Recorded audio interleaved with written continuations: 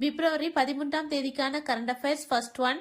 Under 19 உலக கோப்பையை வென்ற இந்திய அணியில் இடம் பிடித்த தமிழகத்தைச் சேர்ந்த வேகப்பந்து வீச்சாளர்கள் யார்?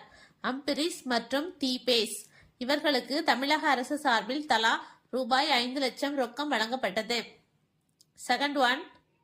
சமீபத்தில் கிபி 1 முதல் 3ஆம் நூற்றாண்டிற்கு இடைப்பட்ட காலத்திய தமிழ் பிராமி கல்வெட்டு எந்த நாட்டில் கண்டெடுக்கப்பட்டுள்ளது? எகிப்து. இது தமிழ்நாடு, இந்தியா மற்றும் எகிப்துக்கு இடைப்பட்ட வர்த்தகத்தை தெரிவிக்கிறது. இதில் சிகை கொரன் என்று பெயர் பொறிக்கப்பட்டுள்ளது. Third one.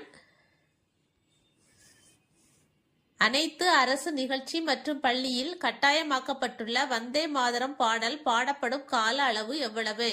3 நிமிடங்கள் 10 வினாடி. Fourth one. சமீபத்தில் மடகாஸ்கரின் துறைமுக நகரை சூறையாடிய புயலின் பெயர் என்ன? கசானி புயல்.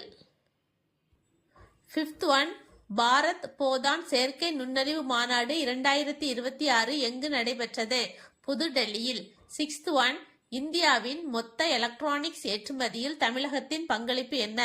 41% முதலிடத்தில் உள்ளது. Seventh one. 2030ஆம் ஆண்டுக்குள் தமிழ்நாடு அடைய வேண்டிய பொருளாதார இலக்கு எவ்வளவாக மாநில அரசு நிர்ணயித்துள்ளது? $1 டிரில்லியன். Eighth one. தமிழ்நாடு முதலீடுகள் செயலாக்க மாநாடு 2026 எங்கு நடைபெற்றது? சென்னையில் பிப்ரவரி 12ஆம் தேதி. Ninth one. Wholesale price index மற்றும் ப்ரொடியூசர்ஸ் பிரைஸ் இண்டெக்ஸின் அடிப்படை ஆண்டை மாற்றுவதற்காக அமைக்கப்பட்ட குழுவின் பெயர் என்ன? Ramesh Chand committee. Last one. CPI, IIP மற்றும் ஜிடிபி இவற்றின் அடிப்படை ஆண்டை மாற்றுவதற்காக அமைக்கப்பட்ட குழுவின் பெயர் என்ன?